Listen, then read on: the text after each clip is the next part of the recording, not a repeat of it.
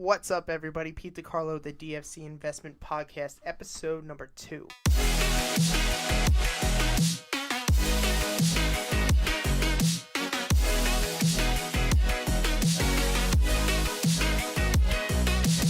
What's up, everybody? Happy Monday. Pete DiCarlo with the DFC Investment Podcast, episode number 2. And today, I have 3 special guests with us. You guys want to introduce yourself? My name is Paul McGlinnis of DFC Investments. I am the CFO. Hey, I'm Louis DiCarlo of DSC Investments, and I'm the Executive Vice President. Hey, it's me again, Donald Franklin, back from the first episode to continue bringing knowledge to everybody. So I figured for the second episode, I would bring on the other owners of this company because there's a lot of knowledge, first of all, between the 4 of us that we can give to people. And not to mention, we can also talk about, building a business, starting your own business, and, the pros and the cons of becoming an entrepreneur. So to start off, we'll start with Paul. We'll go around the circle. What do you think has been the most gratifying thing being an entrepreneur? I would say the most gratifying thing about this is, it's a whole new experience. It's a whole new level. And, for those people who are intelligence seekers, this is definitely, something for you. It's a whole new experience. It's a whole new road of opportunity. Yeah, I mean, and it really helps you push your limits. Because, we were talking last time on the podcast, we don't know why people stop learning after college. You should always do something that pushes yourself. Oh, absolutely. You should never just stop, just even on a college basis, you should never stop at, your bachelor's degree or anything lower that. You should always push for the highest because there's always something out there. And even when you do graduate, yes, there's always something you're going to learn from somewhere else. Yeah, and I always say too that becoming comfortable as the human race is probably the worst thing that has ever happened to the human race in general, because we've just learned to cruise through life and be as comfortable as possible and not push ourselves. Yeah, that's true. Certainly, no one wants to sit there and just have that coasty feel where once you hit a certain point, you just kind of level out. You should always strive for the best and also strive for the most. Now, I'm not saying the most in terms of financial gain, but just in general, always strive for what's out there. Oh yeah, man. All right, Lou. Most gratifying thing being an entrepreneur since you've started all this? I'd say the most gratifying thing that I've been able to do so far is just being able to help other people learn the mindset of an entrepreneur. All right, and Donald, what do you think is the most gratifying thing since you've started your entrepreneurial journey? I would also have to agree that with Paul about all the knowledge you gain from doing this. A lot of things that I've learned through this, my finances were always way out of whack through my whole life. And, in this business, doing this business with my colleagues here was very helpful. I learned how to actually get my life back on track, if anything, right? But as far as gratifying things go for business, it's also kind of like what Lou was saying as well. It's just being able to help other people out and network with a lot of people, meet a lot of new faces. Yeah, I mean, that's why I originally started my first company, the Dapper Ninja, was just to help people, unlock their most potential. Like the saying was unleash your greatness. But it's the same thing with DFC. We love investing. I know personally I love investing. I love teaching people about investing, but I love pushing people to become better. When we have companies who come to us or, college students who are like, I want to start a business, or I want to start an e-commerce website, or I want to, make my passion my dream, and we help them achieve that. That's one of the best things that I feel like as a company we can possibly do. So going back to you, Paul, what is the one piece of advice that you would give a new entrepreneur or somebody who wants to, start their own company? I will certainly tell you this, for somebody who wants to start a new business or even go into entrepreneurship, I would say, the one piece of advice I would give is to stick it out and to, hold your head up high, because you know what? Just in terms of business in general, it's going to be rough. It's going to be put a lot of hours when you first start up. You might even see, net losses and whatnot. Just, don't give up. Yeah, man, it's all about grit. Did you see that Facebook video I shared a couple days ago? And it was this lady, she was doing a TED Talk saying that she studied kids, I think it was in middle school for over 10 years. And she was trying to see what, about somebody would make them successful. They did aptitude tests, they did IQ tests, but the one characteristic that made somebody successful over time was grit. Honestly, stuff like that really does not surprise me, just because of the fact, at least my point of view with, individuals in general is that, every individual has their own intelligence, and, you cannot personally, I don't think you can measure someone's intelligence by a standardized test. Oh, yeah, completely. And as well, it's I haven't always been the smartest, but I've always pushed myself, and I've always had the most grit out of anybody I know. It's my ability to not give up. Oh, same here. Completely. I'm pretty sure you and I went to school for quite a bit, and I'm man. pretty sure you and I can actually really relate on that. Moving on to Lou, what do you think is the one piece of advice that you would give an entrepreneur or somebody starting a new company?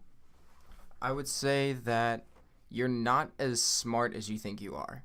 You can always further your knowledge, and the second you think that you're at your peak and you know everything is when you really don't know anything. Yeah, Socrates said on his deathbed, the more that I've known in my life, the more I realize I have no fucking clue what really is happening and what's going on in the universe. Now, what I would suggest is you should at least read up or watch YouTube videos or whatever you do to further your knowledge for at least 2 hours a day. Yeah, watch our YouTube videos. But it's true because, so as a company, I feel like DFC would fail if outside of this company we weren't trying to better ourselves and become more knowledgeable. Because it's not about the time that you spend here; it's also about the time that you have, by yourself. Like obviously, Paul, you're a musician as well. I had high school bands, and they would practice together. All of us together 2-3 days a week for like 4 or 5 hours. But then they would go home and they wouldn't practice at all. Like you have to become better as a band, but you also have to become better as yourself. And whether it's guitar or being an entrepreneur. Yeah, absolutely.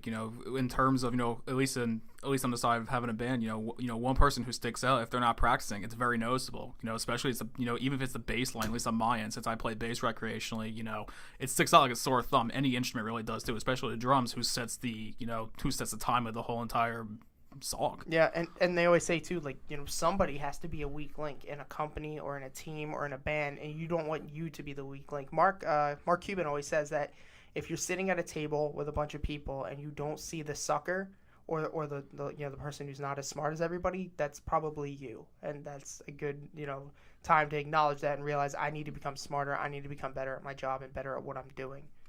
Absolutely, and if you don't see that sucker, don't try to be that person that tries to sit there and try to relinquish that off yourself, because if you do that, you might be trying to, and you might end up even being worse when you are already. Yeah. Also, there's a fine line between being the intelligent one and being the arrogant one, so don't misconstrue yourself. Yeah, you don't want to be the arrogant asshole. You want to be the confident, intelligent person who helps to bring other people up. So, Donald, how about you? What do you think? What do you think's one piece of advice that you would give to a new entrepreneur or business owner? Okay, I would like to start by saying it will get rough. You need, like we were talking earlier, you need to have grit. You need to stick to what you need to, what your business plan is. Just if it gets a little rough, do not start to get afraid and back down. A lot of people have trouble with toxic people bringing them down. I brought that up in the first podcast, but if you let these people truly get to you, through your heart and tell you they don't believe in you, they don't want you to succeed, or just for whatever reason, maybe bad parents, whatever the case be, you can't let that get you down. It will shut down everything. Yeah, and it'll really, show into your business. One of the biggest things that I always look for when I was a hiring manager at Old Navy, it's not like it was anything crazy, but one of the things I always looked for was, do people bring their outside problems into work? Because I don't want that. I'm very good at differentiating work from my outside life. No matter how bad my outside life gets, I will never let it affect my work. And something like that is very difficult to sit there and you'll be able to separate your work life from your personal life. And a lot of people, when they have something really go wrong in their personal life, they may accidentally lash out on another coworker or even somebody who's higher up, and they might not even realize it right away. It's always good to kind of keep that stuff separated. And if you do have negative energy coming your way, use it as more like a fuel to to outburst it to something more positive. Let's say if you really are you have a high anxiety level, try to maybe cycle that towards if you're working on something, try cycle it into there, or even if you have, as Pete was saying with toxic people, if you have that, maybe cycle that into hopefully trying to prove people wrong. Right. You never want to go to work with your emotions steering or driving your workforce. No day of the week, not tomorrow or next week or any time. Never act on your emotions at work. You want to come in fully ready to logically do whatever you have to do in any sector of any kind of work.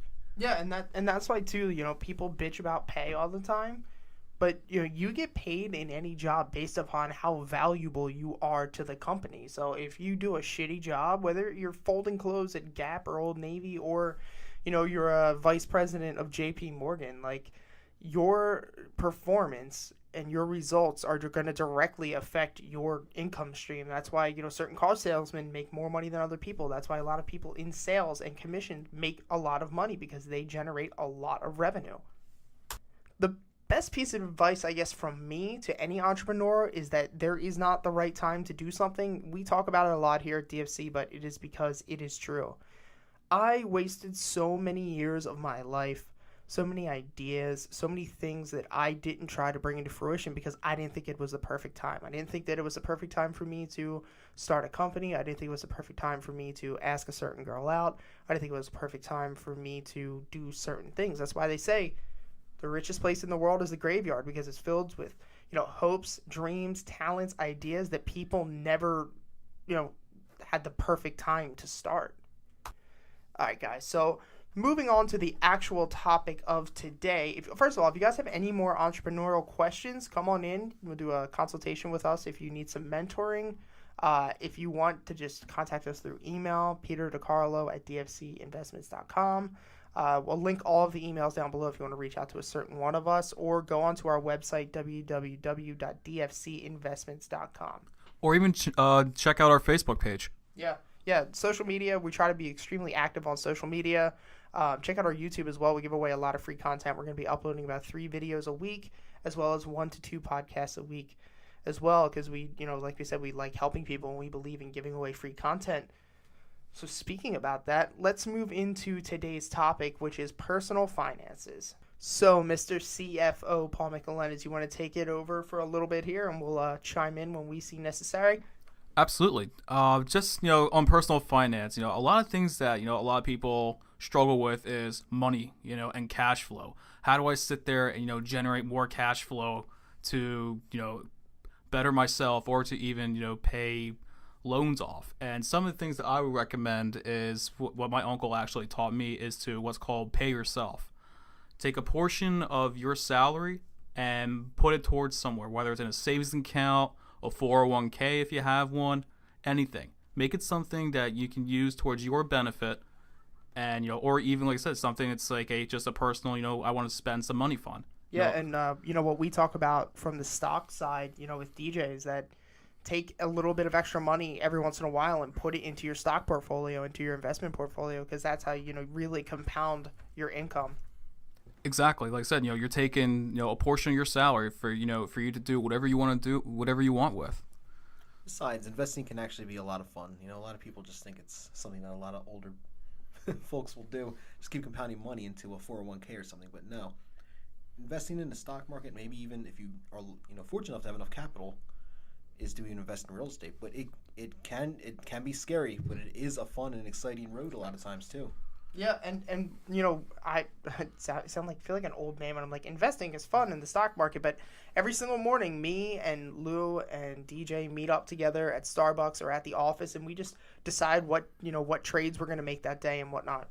I was just going to say, on the 401k side, definitely look into that if you don't have one already, because honestly, I can't sit here and, you begin to tell you how many people say, is Social Security going to be around when we, at least my generation, I'm 28 years old, excuse me, is that going to be around when I turn 65 and go to retire? Honestly, sometimes I sit there and say, I'm going to be working like a skeleton. I mean, as for the stocks, I would say in a screwed up way, it's kind of like a game.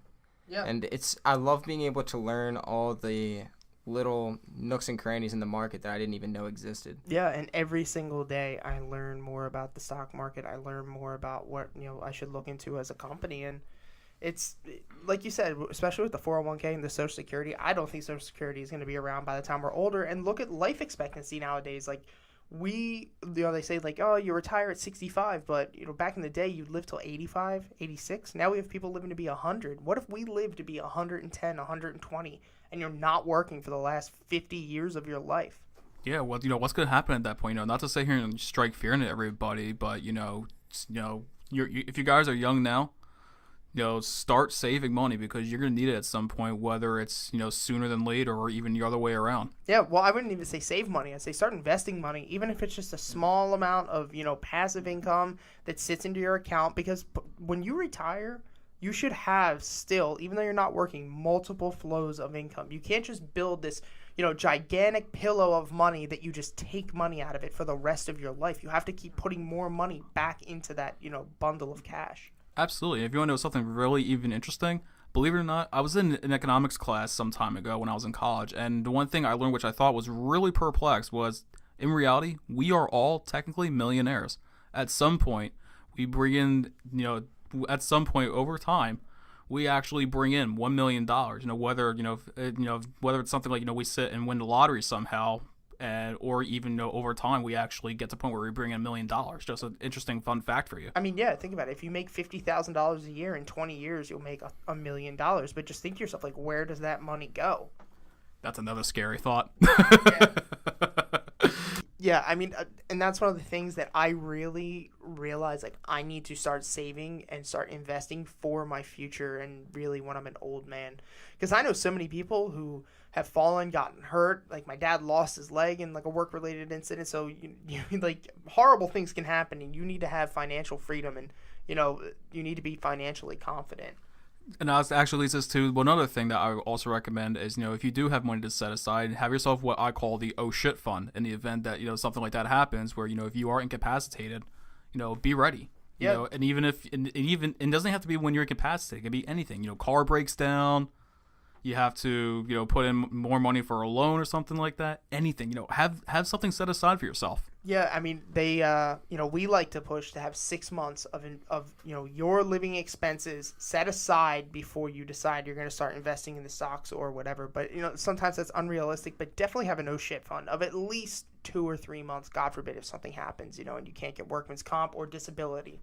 Or even if you get to that point where you unfortunately get laid off or lose your job, be ready for that because anything can happen, especially in this economy, in this day and age. Yeah, I mean, it's kind of counterintuitive because I don't have a no shit fund now because I put every fucking penny that I have into this company, but that's the risk that I'm willing to take. And I guess it's a little different when you're an entrepreneur because you're a little more in control of your money. Like, I know all my money is in this company, but I know where the money is going.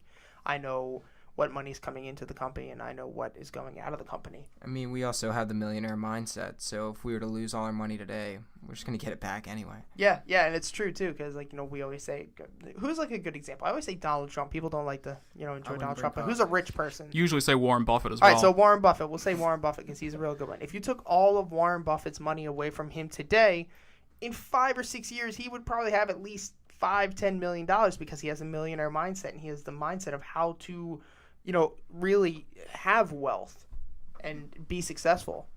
And actually, the real, his real, what makes him really rich actually is his mind because he knows how to, if you sat there and you literally took all his capital away, he would be able to sit there and rebuild that whole entire, fund all over again. Yeah, the Buff Master. That's his nickname around DFC. So, I guess moving on to the second, part of personal finances really is to give yourself a budget. Like, we talk a lot about budget, but we also talk about generating more income. So why don't you take over budget? Well, there's one thing I would certainly say is, for people who are really, trying to see where the money goes to, this is the ideal thing for you is to, create yourself a budget. So, on a personal finance level, I would recommend, a lot of people, I would recommend that you take your recurring expenses. So it could be like your phone bill, your TV and internet bill, any student loans you have, anything you can think of. All right, start with that right there. So, I would say, lay out your expenses, approximate, how much you bring in per week. We'll say net pay at this point, and, do a comparison of it. After your recurring bills and the stuff that's like monthly, then start bringing in what I call your isolated funds, which would be like, how much you exert in terms of gas, grocery shopping, anything you can think of. It gives you an idea of your cash flow, where you and what you see, where your money goes to, and kind of gives you an analysis. Yeah, I mean, because you have to think of yourself as a business, and you have to think to yourself like, will you stay in business at the end of the month? Like, if you're only bringing in $1,000 a month, you're spending $1,100 a month personal finances. If you're a business, you're not going to stay in business. Like, you really have to break your finances down. A lot of people don't like doing that. One thing that we see a lot with people who have bad credit and they come in to take like a credit course or do a consultation is a lot of them don't even check their credit. They haven't checked their credit in years because they just don't want to know, how bad their credit or how good their credit is. that is something, especially in this day and age, you should absolutely monitor. And, you see this a lot in terms of, like, identity theft and, even these commercials that tell you about your credit score Yeah, the and whole how to manage your credit. Equifax breach too. Like, Yeah, I didn't even know about that until you mentioned it. I was like, holy heck. But yeah, I was one of those people who was afraid to check their credit, Up until recently, I had Paul over here help me start building my credit back up from a very bad history. Yeah. I mean, for the longest time, didn't know, I didn't really start building credit till I was 26. And it wasn't because I didn't want to build credit. It was because I just never checked. I didn't want to know. I didn't care. And then I hit a point in my life where I was like, shit. Like, if I want to buy a house, if I want to get into real estate, if I want to get a car, I'm going to have to check my credit. I'm going to have good credit. Luckily, I didn't have any credit. I didn't have any good credit. I didn't have any derogatory marks. But, now I've been able to build my credit from like a 620 to like a 703 in the past 2.5 months. Like, We actually come from a generation, believe it or not, and I think, at least from my end, my parents had strived to me, don't get a credit card. Credit cards are evil. Yeah. I was told cash only. You're gonna sell yourself to, all these lenders out there. But, that's really not the truth. The only problem is the people who actually end up with this, it's because they don't know how to utilize it properly. Yeah, because you have to think that it's not a loan. You have to think of it as like, this is my finances. Do I actually have the money to spend this on something?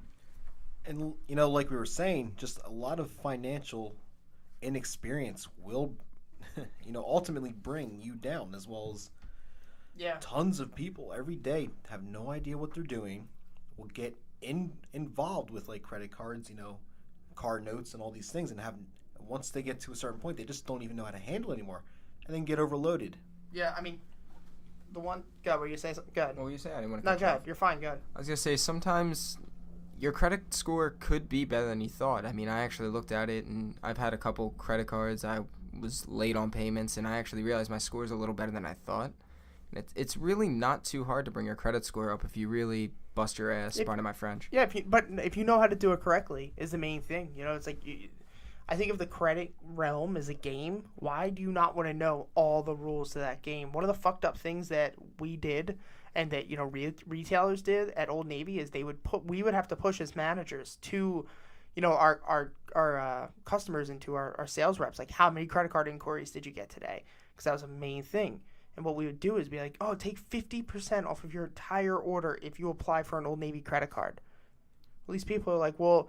Do I get the 50% even if I don't get the card? Yeah, of course you do. So these people don't know that hard inquiries are bad. So they're racking up like 10, 15 hard inquiries just to get 50% off right then, when they don't realize they're destroying their credit in the process. Yeah, as much as I love Express, that happened to me 2 years ago. They're like, oh, yeah, you can get 20% off this suit. I'm going to be like, oh, yeah, why the fuck not? Like, No, it's true. Another thing is you need not to be intimidated. If you're in a bad financial spot, you really... for lack of a better term, really grab it by the balls and get it fixed. You gotta get it fixed. Don't be intimidated. Don't be afraid. Seek whatever advice you need. Talk to people. Find out what you need to do to fix the situation. Which leads us to our next topic: credit score. Bum bum bum. Yeah, credit score. And that's another thing too. Like, moving on before we really talk about the credit score and whatnot, is that I know a lot of people who want to get into investing. And they want the investing lifestyle. First of all, it's usually for the wrong reasons, because they still they want to make money overnight. But a lot of times people get into investing without even paying their debt off. I'm like, you can't do that. Like, you're not going to just make that much money overnight to where it's worth it to keep that 25% APR on your record. But good, moving to credit score. You have to fix your life first. You have to fix your life. You have to fix your credit. You have to fix everything before you decide investing. Investing is a privilege that we have. You don't want to invest when you owe like $10,000 in car payments, credit cards, and student loans. Yeah, absolutely. You don't want to sit there and do something like that, because you really need to, you need to really get yourself in the financial position and make sure that, you're in the position to actually sit there and be able to do the stuff that Pete's talking about. So good. You want to move on and start credit score? Sure. I will certainly start credit score, and I would say, I don't endorse this website or anything, but I highly recommend that if you're interested about your credit score, seriously enroll and sign up on creditkarma.com. They have an amazing app too, just saying. Yes, and not even just that, they actually sit there and they actually send you emails to let you know if there's a change in your credit score, in terms of, it's just been over that time period where, they analyzed it, or even something has opened on your account. Yeah. So here, I'll I'll pull up the app because it's really intuitive and really interesting. And for some reason, my iPhone is not going to get the scanner. I hate that they took away the. I'm not going to get the iPhone X because they took away the fingerprint scanner. The little button that you can push. Dude, that really pisses me off because we're sidetracked, but the facial recognition, you have to physically look at it. So I can't just hold my phone down here and unlock it. I have to actually look at it. It's dumb. So, all right, so we go into the app. Cool thing is they show you your utilization, which is you always want to keep utilization under, we say 25%. You could do 30%. They show your payment history, your age of credit, how many hard inquiries you have, your total accounts, derogatory marks. And the cool thing, too, is that they give you an approval rating for other credit cards that are big. So why don't you talk about utilization and the importance of it and what you should keep your utilization at? You should determine utilization based upon, what your credit balance is between any cards that you have. And, there's no real prime or set number. It's just, something, make it something that, it's something that you can afford on a monthly basis. Don't make it something that's going to exceed that. Well, because they want to see that you're using the card, but they also don't want to see that you're maxing it out and then paying it off we say 25%, but you have to understand, it's like you said, it's not on one card. It's your utilization between your total amount of credit. So if you have, 10 credit cards for $1,000, your utilization would be, say you want to keep it at 25%, $2,500 total between all of those cards, And I had no clue about utilization for the longest time. I know so many people who just max their cards out and then pay little by little, and the APR will literally, eat you alive. Credit card interest, believe it or not, is one of the worst things that you can pay back. It's even worse than a car loan, honestly. Yeah, I mean, and see, for me, it's weird because right now on my credit card, I get 20% APR, but I don't give a shit about the APR because I'm going to just pay it off as soon as it comes in. APR doesn't matter to me because I don't plan on carrying a balance. Yeah, I was actually saying, a real example, of something like that where, people had credit card, versus, car loan. My sister had bought a new car and, unfortunately during the time frame my father had passed away, she had incurred the, some of his funeral expenses on there. My mom, rightfully so reimbursed her and, she sat there and she took that money, she put it towards her car versus the actual credit card she incurred it on. So, she had to sit there, make payments on it and, like I said, credit card interest is worse than, car loan interest. Yeah, and if you have, usually car loan interest is pretty low.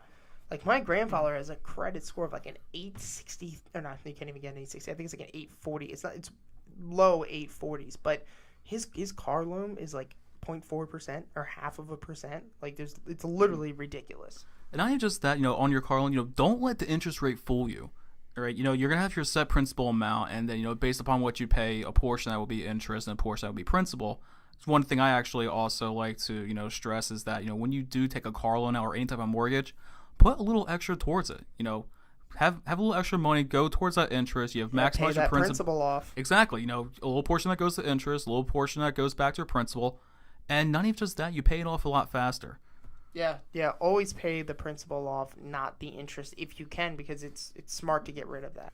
So moving on to the next part, you want to talk about loans and different types of credit cards? Sure. Just a little bit about loans and credit cards. So, it's kind of picking up where we just were with in terms of, paying, a little bit more on your loans and your credit cards and whatnot. But, one thing in particular to talk about is with credit cards, never pay the minimum balance. Whatever expenses you incur within your period, pay that amount. This also gets back to, setting a limit on your credit card. Don't exceed that at all whatsoever. Have your own personal limit. Don't exceed that. When your statement comes in, pay what's there, because that's another thing. Like I said, you pay your statement balance, there's no interest. Even if your current balance, let's say your current balance is $470 and you incur $350 of a statement balance, that's $120 that actually is going to be on your next credit card bill. Yeah. I mean, because it's funny. My parents, for instance, when they filed for bankruptcy 10 years ago, they were paying credit cards off with credit cards, which is probably the dumbest thing that you could ever do. Honestly, I'm surprised, something like that isn't actually illegal, but, we're not talking balance transfers or anything like that. But, if you sit there, I'm surprised, some people just don't go, transfer one balance to another.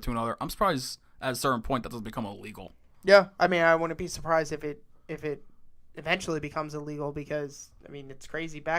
Dude, filing for bankruptcy, 15 years ago was, the Wild West. You could just, I know, Donald Trump did it a couple times, but I know that my parents, They owed about $225,000 in credit card debt, and they ended up just, really filing for bankruptcy. They weren't allowed to use credit cards for 8 years, and all that debt was written off. It's ridiculous. Yeah, like doing stuff like that, it destroys you, and it destroys your credit, and it's hard to literally get yourself back up there. Yeah, no, I agree, because you don't want to ever carry a balance. Like, I know a friend of mine, and his credit limit's like $5,000, maxed out entirely, and every month he just pays the minimum, and then spends the money again on the credit card and just pays the minimum. It's this horrible trap. And I'm pretty sure his interest on that payment is probably more than his principal, and I'm surprised he actually hasn't even, gone back to even exceeding what his balance actually should be. Oh, exactly. So, Donald, what do you think is probably the most important thing that you've learned over the past couple of years about, just utilizing your credit and building your credit and, not carrying balances? Well, as someone who has commonly fallen for the credit card trap, we'll call it, where you don't know what you're doing. Just because you have a credit card doesn't mean you have mad shmoney laying around, This doesn't mean you can just go off. I love how you use the Robin Hood term, shmoney. You can't just go around buying whatever you want just because you have, in theory, the shmoney capital going on. Just because you have a $500 limit doesn't mean go buy a $500 headset or something, right? It all comes down to good utilization, just like Paul said. You need to have a solid balance on it. You need to pay off the statements, build your credit up, and you're good to go. Yeah, and you want to elaborate on what shmoney is? You know what? A guy messes up, drinking a cup of coffee in the morning, and says shmoney, and here we go. Shmoney. No, shmoney is not from money. Yeah, shmoney is not from the term shmoney is not from him messing up a word this morning. Shmoney is what they use it on Reddit, Wall Street bets. Shmoney is just a shitload of money. Yeah, it's when you got mad shmoney Yeah. rolling about. Now when something spikes up, right? Now that's messing up. Oh, so spiking up and Spiking shmoney. up. I think it's just him screwing with us, honestly. But here, no, I'm serious. But here at DFC, we make mad shmoney. I love what you just say with such a straight face. Yeah, 500 shmoney. Don't forget the buy high and sell low. Yeah, guys. and you have no. that's a reoccurring joke that we have as a company. Is you always have to buy high, sell as low as possible. That's how you make the most shmoney.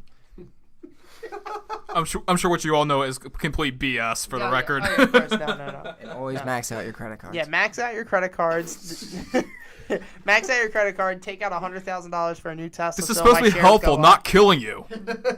All right, guys. Thanks for listening to the Investor Podcast. Don't do any of the last things that we talked about. That's not how you get shmoney. If you want to know how to get shmoney, go on our YouTube, youtube.com/DFC Investments. Check us out on Facebook, Twitter, our website, www.dfcinvestments.com. Reach out to us. I'll put the emails down below. Thank you, guys, and let's build an empire and make some fucking shmoney.